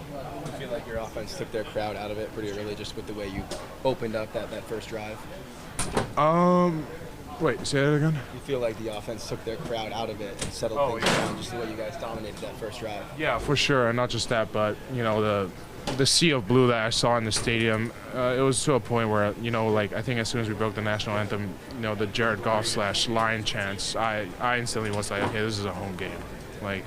And then when we went on as offense, I barely even heard the crowd. I don't even think we went on silent cadence that whole drive, so it was pretty good for us, so yeah. You mentioned you teared up at one point. When did those emotions hit you? When was that moment? What was that like for you to kind of process? Just doing my own warm-up before the game, taking on the field by myself, and then, doing the national anthem, and then just talking to Hank after it, it just hits me there, just a kid from an island, played in Canada, starting for, one of the top teams in the NFL, starting the left tackle, it's a dream come true, so yeah. How much did Taylor help you this week? How much did Taylor help this week, you? Oh, he helped a lot. I have Coach Hank, But then he was like a second of Hank to me. You know, anything I needed help with this whole week, I would go talk to him. Even on the sideline, like coming off after every drive, he was right there. He was telling me what I could do better and what I did good at. So it's vital to have someone like that, a veteran guy like that. So I'm always appreciative of Deck, and he's always a mentor to me. So yeah. All right, that was Giovanni Manu post-game press conference. So I think he answered your question, Eric. He knows that he's responsible for 2 of those sacks. My notes on this were, 1, he didn't hear the kill, is what he said, and 2, it sounded like he said he was too aggressive on the run set or run. I didn't quite hear what he said, but too aggressive against one of the runs. Yeah. So maybe it was going to be a run or something. No. He was probably too aggressive in oversetting against the block. That's what I took it as. Oh, okay. He felt that practice was more fast than the game is nuts to me. And obviously, you're going up against Davenport. He's obviously given Davenport a ton of credit for what he does, and how tough it is to block Davenport. But then you've also got Aiden and AQM. During training camp, it was really tough. Obviously to defend all 3 of those guys, or to block all 3 of those guys. And then now, this last week, having to go up against Aiden and AQM again, a lot of speed there, a lot of toughness there, and then pumping the crowd noise. So Dan Campbell putting the crowd noise in on purpose to make sure that not only is he ready, but the rest of the guys for an away game. That's smart to do that. I don't really hear about that very much, that the Lions pump in crowd noise. Maybe it's something that they do every away game. I don't know. I don't hear about it. The Sea of Blue, obviously, something you spoke about earlier this morning is the Jared Goff chance, and it's everywhere, right? And especially at this game. Mm-hmm. This is a game that I was supposed to be at. Unfortunately, had to be at the wedding, but that's just a quick breakdown. Everything that he just said. I will say this, man. Hank Fraley probably spoke with him afterwards. You can't say you didn't hear a kill. Like, you can't have an excuse. That's part of the standard that he also said, that there's a standard that he did not uphold, and that standard is something that is vital to this team. It does not matter where you are on this roster. You have to uphold that standard when you get in. And part of that standard is there's no excuses. Own it, eat it, make it, part of your diet that week, and get rid of it and move forward. And that's what he'll do. I expect Manu to do that. I think that he's a good dude. Obviously, you've had some interaction with him. I've had some interaction with him. And I think that he's going to be just fine over time. He just needs time. What are your thoughts? I think we are going to be just fine if Giovanni Manu plays this week. I really do. Now, is he going to put up a 99.5 PFF grade like Sewell did?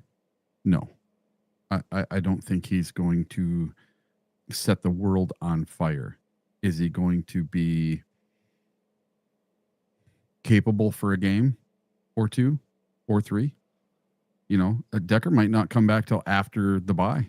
They might just let him rest the whole time, especially if we end up winning this game against the Chiefs. I really think that Gio's going to get a little shot of playing some games. That's what we brought him here for. We drafted him for a reason, because of his physical ability. So now everything else is mental.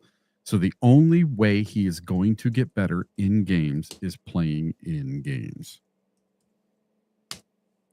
And I would say this right now. I would bet money that his PFF grade against the Chiefs is better than his PFF grade against Cincinnati. I'm just hoping his tape's better. Right, and I'm gonna dig into the film today on him and put some things together and share it. I have not shared it through the YouTube members. I'm a little hesitant to do that. So if you are a member, you've got to jump in the Voxer and be part of it. And I'll put up a link today again in the members only chat, because that is where I'm trying to post some things. But Patreon should be started this week. And when it is started, that's where members will be able to go to get some additional content. Obviously, it's pay to play over there. And it is what it is. So, Snoopy was asking in the chat, when is Davenport going to get back? So he was injured week 2, put on IR, so that puts him at least week 7, I believe, would be the first. Week 7, I think, is the first opportunity. And we haven't heard an update on him whatsoever. No, and you're not really going to. I think that the injured player that surprises me the most right now is that Rodrigo is not back, because in the preseason, he was running sprints on the sideline in preseason. He looked like he was almost ready to go then. And I don't know if he had a setback or if we're just good at linebacker right now. Yeah, Brent Lighton. So the member chat. So in YouTube, when you go to posts, right, there's a community section, and that's where you'll see the posts that, I'll put, like this morning, I don't know, 4:00 in the morning, I said, plan on being on at 8, but I got some issues with the storm. So you'll see little updates there. I can toggle that to members only, so that only members will see certain things, but I'm hesitant to put up NFL Pro highlights. Even though it's private and I shared it as a private link, YouTube could have a problem with it. So the members chat, there'll be a link in there today. I'll redo it today. You have to download Voxer. You go to the link, and then just make sure that your profile picture matches your profile picture on YouTube, and try to match your handle on YouTube to Voxer so we know it's you. And if you have any other questions, you can text me, or call or whatever, or email, and I'll try to help you as much as I can. Hey, Will. Yes, sir. It's 10 o'clock. It's Tuesday. Yep. And we've hit the 10 o'clock hour. Yep. So. Give me your final of the day real quick. Let's roll. All right. I got to get going, you guys. The 2 big question marks this week, Giovanni Manu and the cornerback situation. That's our 2 big questions on the week. I think Manu's pretty much answered. I think Manu's going to be just fine. He just needs some seasoning. He needs some time in the frying pan before he becomes a really nice looking steak. I think you just need to season him up a bit. Didn't put enough salt on the first time. Got to get him going. Maybe you got to put some mushrooms on there or something. I don't know. Some onions, make them taste better. So what are you talking about? Got to make him into a really good steak. All right. Yeah. You can't be making a good steak out of ground chuck. I think it is time for you to go, Eric. Yeah. All right, man. We'll see you tomorrow. Season him up a bit, get him some stuff, and we'll see what Brad Holmes does this week with bringing in a corner.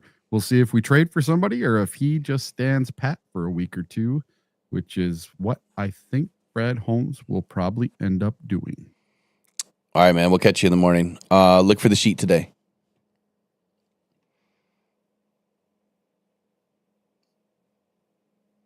All right, so to finish up the day, I did not get into the segment yet about how do we grade pass rushers. So I do want to touch on that.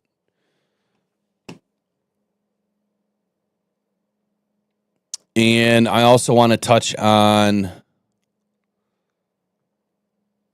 Jack. Mr. Jack. So I'm going to ask you guys a question here. I'm going to put it in the chat.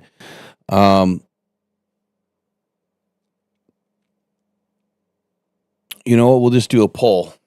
Now, I get to spell his last name, so I don't have to do push-ups for doing that. But is Jack a top 5 linebacker in the league? Yes or no? And it's not based on PFF scores, just yes or no. Do you think he's a top 5 linebacker in the league right now? I would definitively say yes. For me, that's my answer, since I can't put an answer in. But I will tell you, from day one of watching film on Jack. He was my guy. He was one of the picks that I got right that year in that draft. It was on the old website, rockdownpodcastnetwork.com.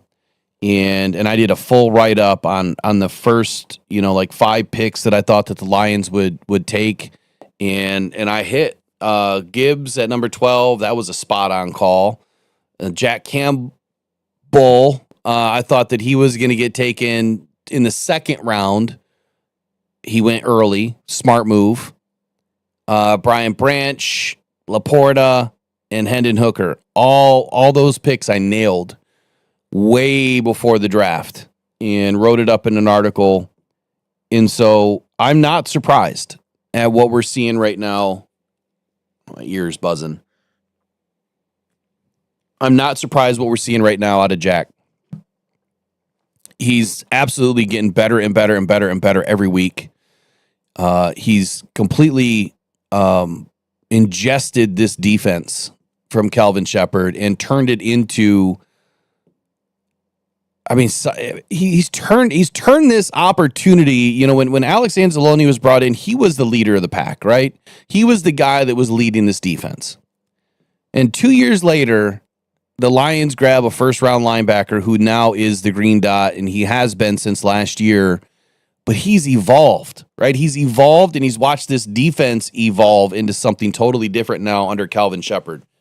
But he's playing at such a high level. I'll throw the PFF out there just for the heck of it.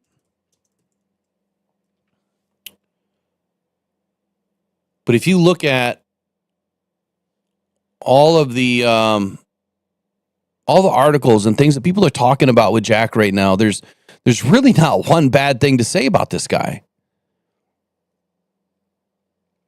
All right, out of all 32 teams, right now, Jack is the 4th highest graded linebacker in the league. A 90.7 overall, 92 in run defense, 82 in tackling, 76 in the pass rush, 75.1 in coverage. This is what I love. So some of these stats, they do matter. And these are the stats that will never, they don't fade, meaning you really can't screw these ones up. Things like missed tackles. Okay, so it's who was closest to the football. And so far, Jack has 2 missed tackles on the season. Just 2. And if you look at where that ranks, again, I've got to whittle it down by minimum number of stats or snaps. And he's played, how many has he played? Jack has been in 294 snaps. So let's do a minimum of 250. And take a look at who's at the top of the list. So that would propel Jack up to number 2 in the league against all of the other linebackers that have played at least in 250 snaps this season. Some have played in quite a bit more, like Fred Warner. He's been in 322 snaps so far this season. He's grading out as a 93. Jack has 2 missed tackles, 33 tackles overall, 12 assisted, 5 pressures on the season, 1 sack, 4, I think those are hits. I did email PFF and told them that the way that they do this is terrible. Like you can't even read the top line. And I said to break it in half. Like take half of these stats and put it underneath and have 2, stacked on top of each other. We'll see if they like my idea or not. I doubt it. But anyway, Jack, if you look at his PFF grades, he's banging. I mean, he's absolutely playing out of his mind. But if you watch the tape, which is what matters, it matches. This does match. I think that he's by next season, if his coverage continues to get better, he will be the best linebacker in the league, and I think that he's very close right now. That is probably the only thing that he's lacking in. I was really hoping that his coverage would get a lot better this season, and it really hasn't. He ranks near the bottom in coverage grade with a 133.2 passer rating against and he's let up 1 TD. He's let up 1 long. I'm sorry. Let me back that up.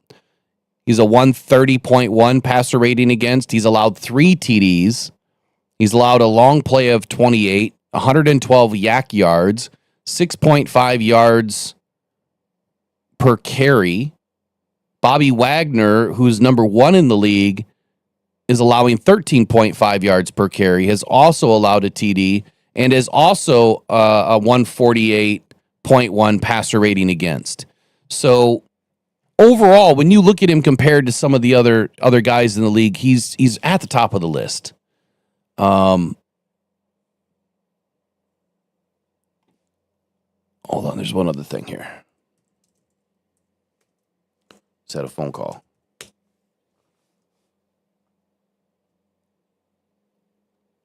But I think that when you look at what he's doing, how he's taken ownership of this defense, and probably one of the most important guys on this defense right now, I would say that it's Jack. He's probably the most important guy on this team. If you don't have a strong center, right, a strong nucleus there, in the middle of this defense, it's pretty tough to kind of hold it all together. The middle of the defense is so important for many things, but many offenses like to utilize the center of a defense to take advantage of it. And if you have good sticky coverage out of your linebackers, obviously that negates a lot of what offenses can do. If you try to run the ball up the middle, you're not going to do that on Jack. I've watched the way he and Derek Barnes are both making plays, keying in on the quarterback, following them. And I did some cut-ups yesterday on that. I just haven't released it yet. But the way that he's seeing the field and the way that he's getting from sideline to sideline is special. He's really starting to come into his own. Obviously, it's only his 3rd year, and the ownership stake that he has in this defense is the reason why I feel like this defense is really starting to take off. Here's what he had said, or here's what Shepard had to say about Jack Campbell. He said, I've had the honor of coaching Jack since he was drafted. Jack's a player out of everybody. He's never had any other voice in his head because, obviously Shepard's been the one coaching him, since the very beginning as a positional coach. And he says, he knows what I'm thinking. We are in lockstep with one another, and we spend a lot of time together, quite frankly. And that's big. And he also is, you've heard things from Calvin Shepard too, how he says, Jack is just like a studyaholic, man. All he does is watch film. All he does is study day in and day out. He's like first one in, last to leave, constantly in the film room. He's just a football nerd, man. He loves this stuff. Obviously Jack Campbell has a green dot. He's making the defensive calls for a reason. Shepard's in his ear all game long. They try to come up with the right answers in what they're seeing on the field or, at the line of scrimmage. And without Jack, I think this is a much different defense. I believe that. I think that Anzalone is a solid linebacker. I think he's in the position that he belongs in now on the outside. I think he bridged the gap for us to not have a middle linebacker when Dan Campbell and this regime took over this team. But now we have a linebacker that will take control of this defense as the green dot, as the Mike now for 10 years. Like there's no reason why Jack should ever go anywhere else. You need to lock this guy up. He's going to get a hell of a payday. And so when we look at, again, I'm going to tie this back to what a lot of fans think is still the most important need, which is crazy to me. You're still talking about the edge position when we need a corner or two, right? And that's nuts to me to think about that. Or we need an offensive lineman potentially after a corner, not an edge. But the reason why you don't go out and spend that kind of money and bringing in a guy like that, that you're going to have to spend big money on an edge I'm talking about, is because there's a guy by the name of Jack, right, that you have to pay. And if you pay other guys that you have not brought up through, through the ranks here, in the NFL and been coaching them this entire time, and you let them walk, it is so hard to go out and find another guy like this. with his size, his capability, his range, his smarts, it is extremely difficult to find a middle linebacker that is this good, that is this durable. He's extremely strong. He's one of the most sure tacklers. He's vicious, man. He's vicious. His downhill play is incredible to watch. He's done an absolutely outstanding job since he's been in the league, and he's earned everything that he has done so far. Dan Campbell said that, he said, look, when he came in as a rookie, he was pretty good. He was one of these guys that was a little bit ahead of everything mentally, and now to see where his growth is impressive. What was this next quote? Okay, so it's still Dan Campbell. He said that he's done an outstanding job. He's got a good feel of the game. He understands the game. He knows what we're trying to do defensively. He did with Aaron Glenn, and even more now with Shep. And so with that, we're going to give him a lot more. He and Alex Anzalone both. So they have immense trust in this guy. Jack Campbell, according to this article, was one of, that's 10. Damn it, that's 10. Was one of only 4 linebackers in the NFL last season to record at least 125 tackles, 131 overall. That's what he had. 5 tackles for loss, 5 passes defensed, and 1 forced fumble. It's not out of the realm of possibility that he could become a 150 tackle player in his 3rd season. If you guys remember last year when Eric and I had a conversation about, do we have a 150 tackle guy on this team? Because it's rare to see somebody put numbers up like that. And both of us said Jack. He would be the guy that could do it. Could he do it this year? Maybe. I mean, we're 5 games in. All right, we're 5 games in. What does he have? 33 tackles? No, he's on pace for about 113. So it's not out of the realm of possibility. It's still possible. Talking more about Jack here, Tim Twentyman said that the mental aspect of the game was where Campbell said he took his biggest leaps last season, and his goal for this season is to eliminate any and all mental errors. And that comes with serious preparation. This next quote is by Jack. He says, I'm just out there playing football and trying to be the best Jack I can be every single day. Nobody else. Whatever I have to do to make this defense the best defense it can be, I'm going to do it. So hell of a leader in Jack. I think he's one of the best in this league. And quite honestly, I think he is the best in this league right now. His coverage still needs a little bit of help, but his coverage is no worse than some of the other guys that are at the top of the league right now. And with the DB help that he's had, we're going to have to rely on Jack a little bit more with these tight ends, with these crossing patterns that these teams love to run on us and utilize the tight ends against us. And the running backs that are leaking out of the backfield now, he's going to be leaned on a lot more when you're down 2 top corners. So I expect more from Jack. I mean, it's hard to ask a guy to do more, especially when he's done this much so far. But I think he's up for it, man. I really do. I think he's up for it. I love how YouTube just flagged that, Greg. He says, yeah, he won the Dick Butkus Award. Jack is always at the bottom of the pile, says Bill Rowland. J Mommy says Campbell has already had 11 tackles in at least 3 games. That's huge. It's freaking huge. Not all this season, though, right, J Mommy? Not all this season, because I think he only has 33 tackles. Maureen says Jack is just smart in general. In 2022, he won a Scholar Athlete Award. Ooh, that's interesting. I didn't know that. Bill Rowland says Jack is also the most polite young man. He is polite, man. High football IQ, says Greg. You know, a couple weeks ago, I said that I wasn't extremely impressed by Derek Barnes yet. and I've yet to really be extremely impressed, but there was a play yesterday that I did a cut up on.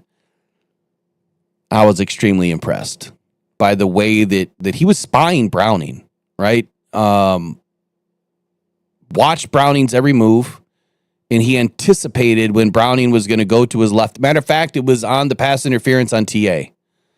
And the only thing that I could say negative about Barnes on that play is that I felt like the angle that he took was good at eliminating the ability of Browning to get out and run the football, but it wasn't an angle to kind of run through the quarterback. And so for me, I felt like Barnes should have just ran through him. You know what I mean? Like when you see a linebacker take off and just run through a quarterback, it's fun to watch. I think that Barnes had the opportunity to do that on this play, but I think he played it smart and didn't allow Browning to complete the ball, didn't allow Browning to run the ball. But the only knock I had is he didn't get his hands up. He was way late on getting his hands up. And if he would have got the hands up, there would have been no pass interference penalty against Terry and Arnold because the pass wouldn't have gone anywhere. He would have been able to knock it down, and he was in perfect position to knock that ball down. I don't know why he didn't get his hands up. I probably would have been running like this, when he was getting really close. I would have been putting my hands up at least 2-3 yards away from the quarterback. But if that's the only knock that I have, I think we're okay. I think we're pretty good. So Jack's a hard hitter. I thought someone just said that. Hits like Branch. Oh man, in this game, you guys, holy cow, the tape was so fun. Watching Branch. Well, one, he wasn't flagged, so there should have been a penalty on Branch on that pass interference call on TA.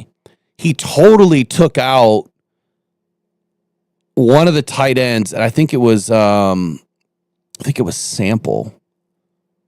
Wasn't Gesicki. I think it was Sample. Totally took him out on the crossing pattern. So there was two tight ends going, this way from right to left, and then Chase was going left to right, and TA was in pursuit. And Branch came out of the safety position and took the middle guy out. And so they were at the 43-yard line, and Sample was running down the 45-yard line. So my question was that was that illegal contact, right? Should that have been a penalty? Well, the way the rules read is no, it's not a penalty because he's not beyond 5 yards. However, it was a blindside hit. And so I was surprised that Branch didn't get flagged because he seems to get flagged on everything else. He didn't get flagged for this, but smart play, man. And the way he hits, the way that he tackles, he had some extremely powerful tackles in this game. Just decleating guys. It's fun to watch these guys hit. Maybe that's why they all get so injured, because they really put it out there, man. They put it all on the line. It's fun to watch. Really is. All right, I'm going to skedaddle. I'll see you guys back here in the morning. I promise I'll get a couple of things out today. And you know what I'd like to know at the end of the day is, what do you want to see?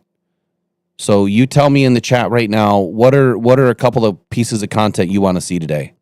Do you want me to cover the corners and the possible trades, or who we're going to bring in? It is Tuesday, so the Lions usually do bring guys in on Tuesday. Even though we didn't really hear anything yesterday, I wouldn't be surprised if we find out later on today that someone came in today. So do you want to hear about corners? I'll deep dive into the corners. I'll do a video on that. What else do you want done before we get into the Kansas City stuff? Oh, you know what? I did have one other piece. One other thing. It's just the brag piece of the day. Because I was so late on getting the rocks locks out, and I've had issues with my site, which is still having problems. I'm hoping that they get it fixed today. I got to spend some time on the phone once I get off. Try to get it fixed. But I re-uploaded the rocks locks because nobody was reopening it. I noticed that. So I'm going to re-upload it every week. But get this. Let me throw this up on the screen. I had a big week. A much needed week. I thought we were going to hit. I thought we were finally going to hit one. And this week we're going to do, so start thinking about it. But this week we are going to do a bet on touchdown scores. So one of the guys at the wedding was doing touchdown scoring, parlay, and it was worth like $27,000 for a $12 bet. So we're going to do something similar. So start thinking, do your own research on, what guys do you think could potentially score this week, anytime scores, and let's put together a bet this week on Thursday. We'll still do the 16-game parlay, but I want to add one more in each week now, because if we could hit on something like that, that would just be fantastic to be able to donate. And I would love to hit on one so we can donate a good chunk to someone during October. That would be great. All right, Rocks Locks is updated. Let's just run through it real quick, see where I'm at. Now, if you don't know, if this is the first time you've seen this, I really haven't updated it. I try to update it like every Tuesday. Last night I did it because I was up late watching the game. But every quarter I want to talk about it, and I miss doing the quarter. So I was in the bottom of the bottom, and the people that I go up against are right here. They are the NFL's experts from ESPN. This is who I go up against every week. Let me throw it up on the screen. So you have your expert picks: Bell, Bowen, Clay, Fowler, Graziano, Kaler, Aldondo, and Moody. And I was at the bottom of the bottom, man. I was not doing good. All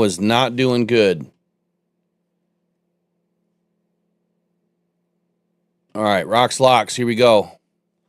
So I was bottom of the league. If we go back to week 4, I was 40-23 and 1. Now I know that they didn't count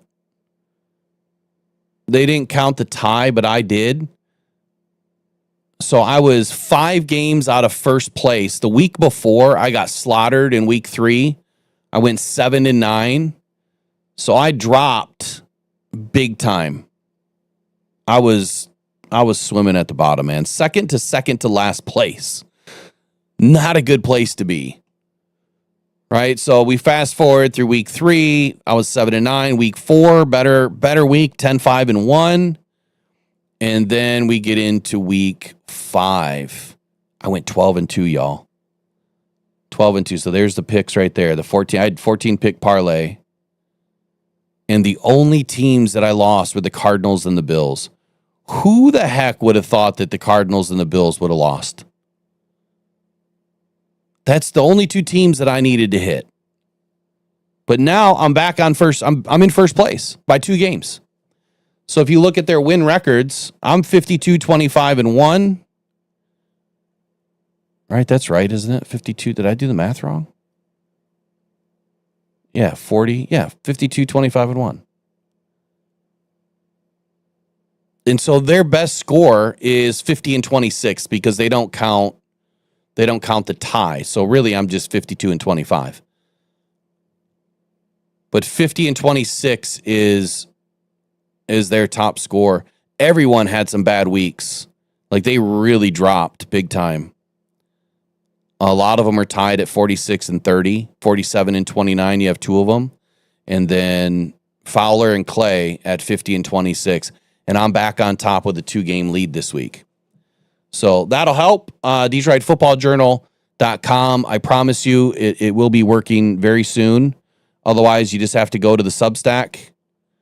And you can visit it there if you want to follow what I'm doing. I do a couple of pieces each week. I'm going to update the rest of the Lions stuff today. But that's it. We'll see you guys back here tomorrow. And I'll try to get some things out today as soon as I can. So have a good Tuesday. We are just one more day away from flipping the page to get to Kansas City. Hope you guys enjoyed the show. Probably go Detroit Lions, man. Take care.